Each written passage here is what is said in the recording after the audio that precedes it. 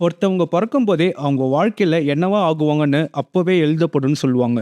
அது மாரியே இவரு பொறந்த அப்பவே சினிமான்னு எழுதிட்டாங்கன்னு நெனைக்கிறேன். சின்ன வயசுலயே படங்கள்ல நடிச்சு லிட்டில் சூப்பர் ஸ்டார்ன்னு பட்டத்தையும் வாங்கி, இன்னைக்கு ஆட்மன் சிலம்பரசனா 40 வருஷங்கள கடந்து அவருக்குன்னு ஒரு ரசிகர் கூட்டத்த சம்பாரிச்சு வச்சிருக்காரு எஸ்டிஆர். சின்ன வயசுலயே பிராண்ட் ஆகணும்னு முடிவு பண்ணிட்டான். அந்த பேர்ல ஒரு கெத்து இருக்கு. எஸ் டி ஆர் எஸ்டிஆர் அவரோட உறவ காத்த கிளி படத்துல எஸ்டிஆரை 9 மாசத்திலேயே நடிக்க கொண்டு வந்துட்டாரு. அதுக்கப்புறம் எஸ்டிஆர் அவங்க அப்பா எடுத்த எல்லா படங்கள்லயும் சைல்டு ஆர்டிஸ்டா வந்தாரு. அது மூலியமா லிட்டில் சூப்பர் ஸ்டார்னு பட்டத்தையும் வாங்கினாரு.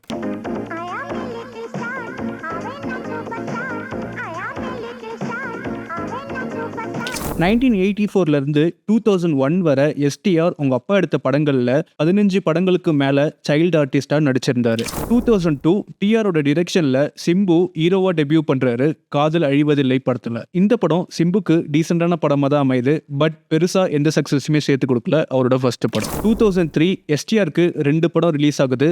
தம், அலை. புனித் ராஜ்குமாரோட பிளாக் பஸ்டர் அப்பு படத்தை தான் வெங்கடேஷ் தமிழ்ல எஸ்டிஆரை வச்சு தம்னு ரீமேக் பண்றாரு. கனடால அப்பு படத்துக்கு கிடைச்ச பிளாக் பஸ்டர் சக்சஸ் இந்த படத்துக்கு கிடைக்கல. பட் எஸ்டிஆரோட டான்ஸ், அவரோட எனர்ஜி, சாங்ஸ்னு எல்லாமே ரசிக்கும்படியா இருந்துச்சு. இந்த படத்துல தான் எஸ்டிஆர் லிரிசிஸ்ட்னு ஒரு புது அவதாரம் எடுக்கிறாரு.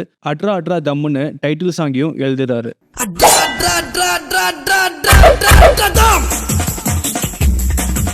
அடுத்து யாவரும் நலம் 24 படங்களை எடுத்த டைரக்டர் விக்ரம் கே குமார் தமிழ்ல எஸ்டிஆரை வச்சு டெபியூ பண்ண படம் தான் அலை. எஸ்டிஆருக்கு இந்த படம் அவரோட ஃபர்ஸ்ட் ஃபெயிலியரா அமையுது. 2004 எஸ்டிஆர் டைரக்டர் ஹரி கூட சேர்றாரு கோவில் படத்துக்கு. இந்த படத்துக்கு ஒரு பெரிய எக்ஸ்பெக்டேஷன் இருந்துச்சு. ஏன்னா சாமி படத்தோட பிளாக் பஸ்டர் சக்சஸ்க்கு அப்புறம் ஹரி பண்ண அடுத்த படம் தான் கோவில். அலை படத்தோட ஃபெயிலியருக்கு அப்புறம் கோவில் படம் எஸ்டிஆருக்கு ஒரு சக்சஸ்ஃபுல் படமா அமையுது. படம் சூப்பர் ஹிட் ஆகுது. ஹாரிஸோட சாங்ஸ் படத்துக்கு ஒரு பெரிய சப்போர்ட்டா அமைஞ்சுது.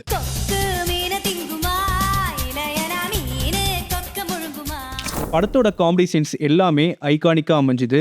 வடிவேலோட கேரக்டர்ஸ்னு எடுத்தா அதுல நிறைய பெஸ்ட் இருக்கும். பட் கோவில்ல வந்த புல்லட் பாண்டி கேரக்டர் யாராலையுமே மறக்க முடியாது. அடுத்த படம் திரும்ப வெங்கடேஷ் கூட சேர்ந்து தெலுங்குல வந்த தில் படத்தை தமிழ்ல ரீமேக் பண்றாங்க குத்துன்னு. தம் படம் எப்படி இருந்துச்சோ அதே கமர்ஷியல் மீட்டர்ல இன்னொரு படம் குத்து. மாஸ் கமர்ஷியல் ஜோன்ல வந்த இந்த படம் சக்சஸ கொடுத்துச்சு எஸ்டிஆருக்கு. படத்துல ஸ்ரீகாந்த் தேவாவோட போட்டு தாக்கு பாட்டு எல்லாரையும் சும்மா போட்டு தாக்கிடுச்சு. எஸ்டிஆர் கெரியர்லயே இந்த பாட்டு அவருக்கு ஒரு ஐகானிக்கா அமைஞ்சது. முக்கியமா இந்த படத்துல வந்த இன்னொரு பாட்டு என்னை தீண்டி விட்டாய் என்னோட ஃபேவரட் லிஸ்ட்ல ஒன்னா இருக்கு.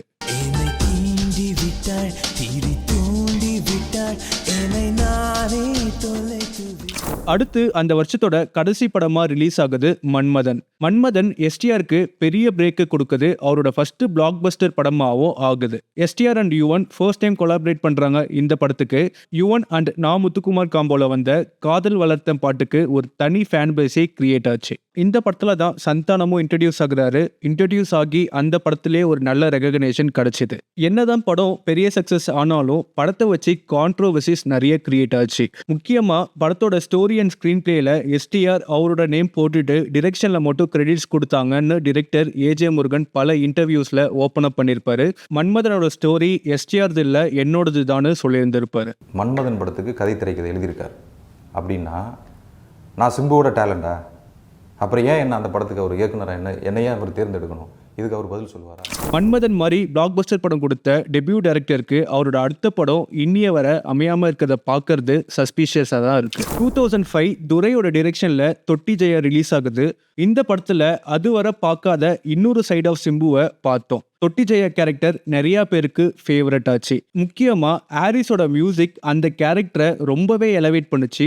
தொட்டாப்பாவோட சாங்ல எஸ்டிஆர் அந்த லுக்ல பார்த்ததெல்லாம் அல்டிமேட்டா இருந்துச்சு. என்னதான் இந்த படத்துக்கு பாக்ஸ் ஆஃபீஸ் சக்சஸ் கிடைக்காட்டியும் ஃபேன்ஸ் எல்லாரும் கொண்டாடுற எஸ்டிஆர் படமா ஆச்சு தொட்டி ஜெயா. 2006 2 படம் ரிலீஸ் ஆகுது. Saravana and Vallavan. KS Ravikumar டைரக்ஷன்ல பத்ரா தெலுங்கு படத்தை தான் ரீமேக் பண்ணாங்க சரவணான்னு. தெலுங்குல அந்த படத்துக்கு கிடைச்ச பிளாக் பஸ்டர் சக்சஸ் இந்த படத்துக்கு கிடைக்கலன்னு தான் சொல்லணும். சொல்லணும். 2006 பொங்கலுக்கு தளபதியோட ஆதி, தலையோட பரமசிவன் கூட ரிலீஸ் ஆகுது சரவணா. என்னதான் தளபதி படங்கள் கூட ரிலீஸ் ஆனாலும் பிளாக் பஸ்டர் சக்சஸ் கிடைக்காட்டியும் படம் கமர்ஷியல் சக்சஸா ஆச்சு. அடுத்து வல்லவன் ரிலீஸ் ஆச்சு. இந்த டைம் டிரெக்டர்னு அவதாரமும் எடுத்தாரு சிம்பு. அந்த டைம்ல இவர் தான் யங்கஸ்ட் டைரக்டர்னு கூட சொல்லலாம். 9 மாசத்திலேயே நடிக்க வந்தாரு. அடுத்து 21 வயசுல டிரெக்ஷனும் பண்ணாரு. டிரெக்டர் சிம்புக்கு அவரோட ஃபர்ஸ்ட் படமே சக்சஸ் கொடுக்குது. வல்லவன் படம் ஃபேன்ஸ் எல்லாருக்குமே ஒரு ட்ரீட்டா அமைஞ்சுது. மன்மதன் படத்துக்கு அப்புறம் யுவன் எஸ்டிஆர் காம்போ திரும்ப வந்து ஒரு சார்ட் பஸ்டர் ஆல்பம் கொடுத்தாங்க. லூசு பண்ணி சாங்லாம் இன்னுமே லூப்ல தான் ஓடிட்டு இருக்கு. அந்த டைம் தலைவன் யுவனோட பிரைம் டைம்னே சொல்லலாம். வல்லவன் டைம்ல தான் எஸ்டிஆர் அண்ட் நயன்தாரா ரிலேஷன்ஷிப்ல இருந்தாங்க. அதுக்கப்புறம் என்ன ஆச்சுன்னு நம்ம எல்லாருக்குமே தெரியும். 2008 தருண் கோபி டைரக்ஷன்ல காலை ரிலீஸ் ஆச்சு. ரொம்ப வருஷத்துக்கு அப்புறம் எஸ்டிஆருக்கு இந்த படம் ஃபிளாப் ஆகுது. டைரக்டர் தருண் என்ன சொல்லியிருந்திருப்பார்னா, எஸ்டிஆர் இந்த ப்ராஜெக்ட் அப்போ ஸ்கிரிப்ட் அண்ட் டைரக்ஷன்ல அவரோட இன்வால்வ்மெண்ட் அதிகமாவே இருந்துச்சு. கடைசியில முடியும் போது படம் என்னோட ஸ்கிரிப்டாவே இல்ல, படம் வேற மாதிரி இருந்துச்சு, அதுக்கு எஸ்டிஆர் தான் காரணம்னு சொல்லியிருந்திருப்பாரு. அதே வருஷம் இன்னொரு படம் சிலம்பாட்டம். என்னதான் இந்த படத்துக்கு மிக்ஸ்டு ரிவ்யூஸ் வந்தாலுமே படம் கமர்ஷியல் சக்சஸ் ஆச்சு. பிஎன்சி ஆடியன்ஸ் கிட்ட படம் நல்லாவே ஒர்க் அவுட் ஆயிருந்துச்சு. வழக்கம் போல எஸ்டிஆர் யுவன் காம்போல சாங்ஸ் எல்லாமே ஆல்பம் ஹிட் ஆச்சு. இந்த தடவையும் 2010 எஸ்டிஆருக்கு முக்கியமான வருஷமா ஆகுது. ஏன்னா அந்த வருஷம் ரிலீஸ் ஆச்சு விண்ணை தாண்டி வருவாயா. மன்மதன் படம்க்கு அப்புறம் இந்த படம் எஸ்டிஆருக்கு இன்னொரு பிரேக் கொடுத்துச்சு.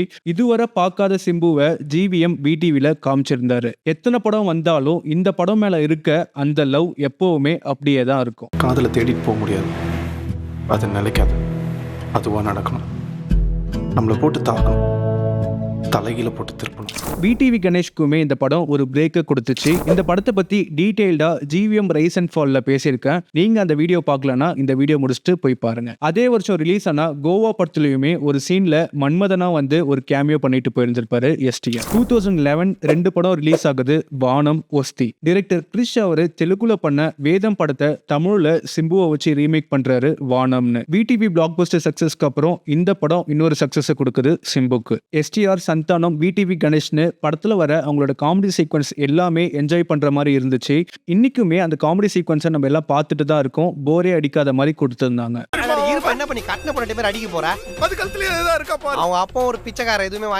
படம் ஃபுல்லா யுவனோட பேக்ரவுண்ட் ஸ்கோர் பர்டிகுலரா கிளைமேக்ஸ்ல கண்டிப்பா நம்ம எல்லாரையும் அழ வச்சிருக்கோம். அப்படிதான் போட்டிருந்தாரு. படத்துல வந்த எல்லா எமோஷன்ஸுமே சூப்பரா ஒர்க் அவுட் ஆயிருந்திருக்கும். ஒரு சீன்ல தண்டபாணி, அந்த பையன் என்னமா கணக்கு கூட்டுறான் தெரியுமா, விட்ரா போட்டோம், நல்லா படிக்கட்டும் அப்படின்னு சொல்ற அந்த சீன் என்னோட மோஸ்ட் ஃபேவரட் சீன்ல ஒண்ணு. அதுக்கப்புறம் எல்லாருக்குமே பிடிச்ச அந்த கிளைமேக்ஸ் சீன். யார்கிட்டயே போய் சிம்புவோட ஆக்டிங்கை பத்தி பேசணும்னா அந்த ஒரு பர்டிகுலர் சீனை காமிச்சா போதும். ஆல்ரெடி சிம்பு நிறைய படங்கள்ல அழுகிற மாதிரி நம்ம பார்த்திருக்கோம். பட் வானம் கிளைமேக்ஸ்ல அவர் பண்ணது அவரோட பெஸ்ட்னே சொல்லுவேன். அவரோட வேற ஒரு டைமென்ஷனை காமிச்சிருப்பாரு அந்த பர்டிகுலர் சீன்ல. அடுத்து டைரக்டர் தரணி தப்பாங் ஹிந்தி படத்தை ரீமேக் பண்றாரு ஒஸ்டின்னு. பட் இந்த டைம் ஹிந்தி வெர்ஷனுக்கு கிடைச்ச அந்த சக்சஸ் தமிழ் வெர்ஷனுக்கு சுத்தமா கிடைக்காம போகுது. ஒரு யூஷுவல் ஆவரேஜ் லவ் ஆக்ஷன் படமா அமையுது ஒஸ்தி. அந்த வருஷத்தோட எண்ட்ல எஸ்டிஆர் அவரோட லவ் அண்ட் மியூசிக் வீடியோவை ரிலீஸ் பண்றாரு. லவ் அண்ட் வேர்ல்டு பீஸை ஸ்ப்ரெட் பண்றதுக்கு எஸ்டிஆர் இந்த பாட்டை அவரே 96 லாங்குவேஜ் யூஸ் பண்ணி இந்த பாட்டை எழுதி அவரே கம்போஸ் பண்ணி அவரே பாடினாரு.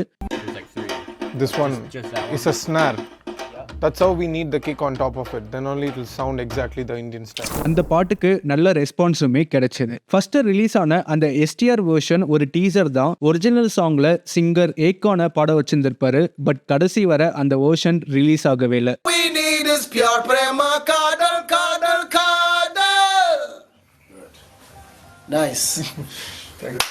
அந்த டைம்ல தான் டைரக்டர் நெல்சனோட சேர்ந்து வேட்டை மன்னன் ப்ராஜெக்டும் ஸ்டார்ட் பண்ணாரு. படத்தோட டீசரும் ரிலீஸ் பண்ணாங்க. பட் படம் டிராப் ஆயிடுச்சு. அதே மாதிரி கெட்டவன் ஒரு படத்தோட போட்டோஷூட், ஸ்டில், போஸ்டர், அப்புறம் ஒரு பாட்டு கூட ரிலீஸ் ஆச்சு. அது எல்லாமே அந்த படத்துக்கான எக்ஸ்பெக்டேஷனை நல்லாவே கிரியேட் பண்ணுச்சு. பட் அந்த படமும் டிராப் ஆயிடுச்சு. 2012 விக்னேஷ் சிவனோட டெபியூ படமா ரிலீஸ் ஆகுது போடா போடி. 2010 ஸ்டார்ட் பண்ண இந்த படம் நிறைய டிலேஸ்க்கு அப்புறம் ஃபைனலா 2012 ரிலீஸ் ஆச்சு. படத்துக்கு மிக்ஸ்டு ரிவ்யூஸ் தான் கிடைச்சது.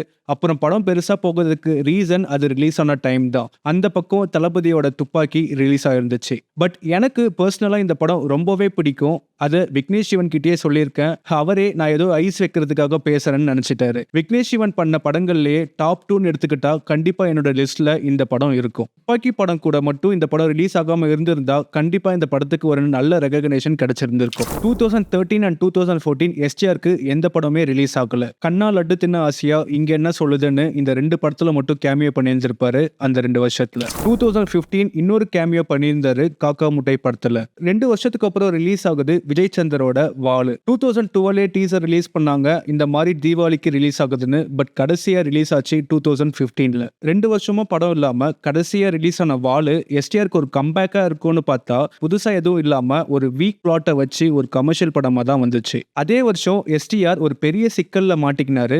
எப்படி லவ் ஆந்தம் ரிலீஸ் பண்ணாரோ அதே மாதிரி அந்த வருஷம் இன்னொரு பாட்டு ரிலீஸ் ஆச்சு, பீப் சாங். என்ன ஒரு வித்தியாசம்னா இந்த தடவை ரிலீஸ் ஆச்சு அன்அபிஷியலா, அவருக்கே தெரியாம. இந்த விஷயம் ரொம்ப பெரிய பிரச்சனையாச்சு. அந்த பாட்டு கம்போஸ் பண்ணதுனால அனிருத்தும் இந்த விஷயத்துல மாட்டிக்கினாரு. வழக்கம் போல அவர் பாட்டுல வர மாதிரியே இதுலயும் அம்மிங் கொடுத்துட்டு போயிருப்பாரு அனிருத்.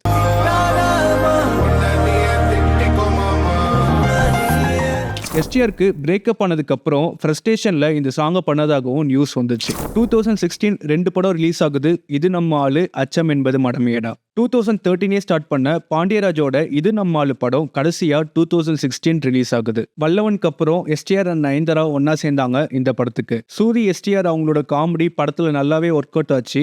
இது நம்ம ஆளு படம் எஸ்டிஆருக்கு ரொம்ப கேப்க்கு அப்புறம் ஒரு நல்ல படமா அமைஞ்சு ஒரு சக்சஸ் கொடுத்துச்சு. விடிவியோட பிளாக் பஸ்டர் சக்சஸ்க்கு அப்புறம் ஜிவிஎம் அண்ட் எஸ்டிஆர் ஒன்னா சேர்ந்தாங்க அடுத்த ப்ராஜெக்ட்க்கு. 2014 அந்த படத்தோட டீசர் ரிலீஸ் ஆச்சு, சற்றென்று மாறுது வானிலைன்னு. அதுக்கப்புறம் 2016 அந்த படம் அச்சம் என்பது மடமையடாவா ரிலீஸ் ஆகுது. 2012ல இருந்து ப்ராப்பர் இட்டுக்காக வெயிட் பண்ணிட்டு இருந்த எஸ்டிஆருக்கு ஏஓஎம் அந்த இட்டை கொடுக்குது. GVM STR combo once again prove பண்ணாங்க ஏஓஎம் படத்துல. 2017 ஆதிக்கோட டிரெக்ஷன்ல அன்பானவன் அசராதவன் அடங்காதவன் ரிலீஸ் ஆச்சு. படம் அட்டர் ஃபிளாப் ஆச்சு. ப்ரொடியூசருக்கு எவிலாசா அமைஞ்சது AAA படம். இந்த படத்தோட ஃபெயிலியருக்கு சிம்பு தான் காரணம்னு நிறைய கான்ட்ரோவர்சிஸ் ப்ரொடியூசர் அண்ட் டைரக்டர் சைட்ல இருந்து வந்துச்சு. சிம்பு ஷூட்டிங்க்கு ஒழுங்கா வரல, ஸ்கிரிப்டை 2 பார்ட்டா ரிலீஸ் பண்ணலாம்னு சேஞ்ச் பண்ணிட்டாரு, பாத்ரூம்ல உட்காந்து போன்ல டப்பிங் பண்ணாருன்னு ஏகப்பட்ட விஷயத்தை வச்சாங்க எஸ்டிஆர் மேல. இதுக்கு முன்னாடி ரிலீஸ் ஆன எல்லா படங்களுக்குமே டிலே ஆனதுக்கு காரணம் சிம்பு தான்னு இந்த படம் மூலியமா எல்லாருக்குமே தெரிஞ்சது. இந்த விஷயத்தினால எஸ்டிஆருக்கு ரெட் கார்டும் கொடுத்தாங்க ப்ரொடியூசர் கவுன்சில் சைட்ல இருந்து. இந்த மாதிரி இந்த இஷ்யூ முடிகிற வரைக்கும் யாருமே எஸ்டிஆர் அடுத்த படத்துக்கு சைன் பண்ணக்கூடாது அப்படின்னு. அதுக்கப்புறம் எல்லாம் சார்ட் அவுட் ஆகி கொஞ்ச நாள்லயே பேனர் ரிமூவ் பண்ணாங்க. 2018 மணிரத்னமோட மல்டி ஸ்டாரர் படமா செக்கச்சிவந்த வானம் ரிலீஸ் ஆகுது. ஃபர்ஸ்ட் டைம் எஸ்டிஆர் மணிரத்னம் கூட ஜாயின் பண்றாரு.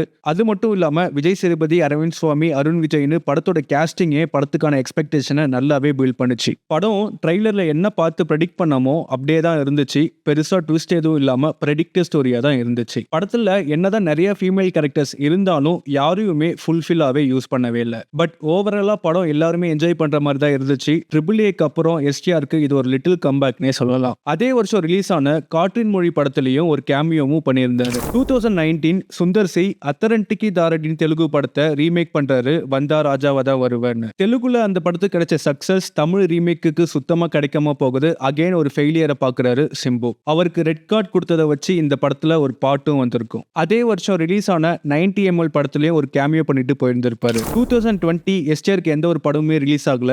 ஏன்னா அந்த வருஷம் தான் எஸ்டிஆர் அவரோட வெயிட் எல்லாம் ரெடியூஸ் பண்ணிட்டு பயங்கரமான கம்பேக்கா கொடுத்தாரு ஆட்மன் சிலம்பரசனா. 2021 ஒரு பிரேக் அப்புறம் ரிலீஸ் ஆகுது சுசீந்திரனோட ஈஸ்வரன். ஈஸ்வரன் எஸ்டிஆருக்கு ஒரு கம்பேக்கா இருக்கும்னு நினைச்ச எல்லாருக்குமே ஒரு டிசப்பாயிண்டா தான் கொடுத்துச்சு. சுசீந்திரனே படத்துல என்ன தப்பாச்சுன்னு சொல்லியிருந்திருப்பாரு. இந்த படம் ஆக்சுவலா ஜெய்க்கு பண்ண ஒரு சின்ன ஸ்கிரிப்ட், அதுக்குள்ள சிம்பு வந்ததுனால அவருக்கு ஏத்த மாதிரி டோட்டலா ஸ்கிரிப்டை சேஞ்ச் பண்ணி அவர் கொடுத்த 23 டேஸ்ல பண்ணதுதான் நான் பண்ண மிஸ்டேக்னு சொல்லியிருந்திருப்பாரு. படம் ஒழுங்கா போகாததுக்கு இன்னொரு ரீசன் என்னன்னு பாத்தீங்கன்னா இந்த பக்கம் தளபதியோட மாஸ்டரும் ரிலீஸ் ஆச்சு. அடுத்து அதே வருஷம் வெங்கட் பிரபுவோட மாநாடு ரிலீஸ் ஆகுது.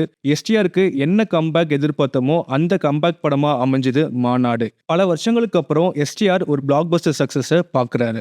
இந்த படத்துக்குமே முன்னாடி இருந்த பினான்சியல் இஷ்யூஸ்னால ரிலீஸ் பிரச்சனை வந்துச்சு. கடைசி வர படம் ரிலீஸ் ஆகுமான்னு டவுட்ல தான் இருந்தாங்க எல்லாருமே. அந்த பினான்சியல் இஷ்யூஸ்னால படத்துக்கு கியூபோட கேடிஎம் கிடைக்காததுனால ஏர்லி மார்னிங் ஷோஸ் எல்லாமே கேன்சல் ஆச்சு. அதுக்கப்புறம் ப்ராப்ளம் சார்ட் அவுட் பண்ணி ஃபர்ஸ்ட் ஷோ படம் போட்டாங்க எல்லா இடத்துலயும். வெங்கட் பிரபு அவரோட ஸ்டைல்லையே டைம் லூப் கான்செப்ட்ல ஒரு சாலிடான படமா கொடுத்தாரு மாநாடு. அடுத்த வருஷம் 2022 ஜிவிஎம் எஸ்டிஆர் ரஹ்மான் காம்போ காம்போல ஏஓஎம்க்கு அப்புறம் ரிலீஸ் ஆகுது வெந்து தணிந்தது காடு. இந்த காம்போ மேல இருந்த எக்ஸ்பெக்டேஷன்ல ரிலீஸ் ஆன வெந்து தணிந்தது காடு படம் எல்லா ஆடியன்ஸுமே சாட்டிஸ்ஃபை பண்ணுச்சான்னு கேட்டா இல்லன்னு தான் சொல்லுவேன். என்னதான் படம் கமர்ஷியல் சக்சஸ் ஆனாலும் ஒரு செட் ஆஃப் ஆடியன்ஸுக்கு மட்டும்தான் படம் ஒர்க் அவுட் ஆச்சு. இந்த காம்போல வந்த 3 படத்தை எடுத்துக்கிட்டா கடைசியா எது இருக்கும்னா வீட்டுக்கே தான். அந்த வருஷம் எஸ்டிஆர் முன்னாடி நடிச்சு கொடுத்த அன்சிகாவோட மகா ரிலீஸ் ஆச்சு. ஒரு கேமியோவும் பண்ணியிருந்தாரு அந்த படத்துல. 2023 திரும்ப ஒரு ரீமேக் படம் 10 தலை. சிவராஜ்குமாரோட மஃப்டி கன்னடா படத்தை தான் இந்த டைம் ரீமேக் பண்ணியிருந்தாங்க. எஸ்டிஆரோட லுக் அண்ட் கெட்டப் படத்துக்கான எக்ஸ்பெக்டேஷனை பில்ட் பண்ணிச்சு ஒரு தொட்டிஜெய ஜோன்ல வந்திருந்தாரு. பட் படம் ஒரு ஆவரேஜா தான் இருந்துச்சு. பல படங்கள்ல பார்த்த நல்லது பண்ற ஒரு கேங்ஸ்டர் சப்ஜெக்ட்ல தான் பண்ணியிருந்தாங்க. மஃப்டி படத்துல ஒர்க் அவுட் ஆன எந்த எலமெண்ட்ஸுமே இதுல எங்கேயுமே பெருசா ஒர்க் அவுட் ஆகல. மஃப்டில பெருசா ஹீரோக்கு எலவேஷன் சீன்லாம் இருக்காது. பட் இங்க எஸ்டிஆருக்கு அது மட்டும் தான் பெருசா வச்சு கொடுத்திருந்தாங்க. திரும்ப 2024 எந்த படமும் எஸ்டிஆருக்கு ரிலீஸ் ஆகல. பட் அவர் தக் லைஃப் படத்துல இருக்காருன்னு நியூஸ் வந்துச்சு.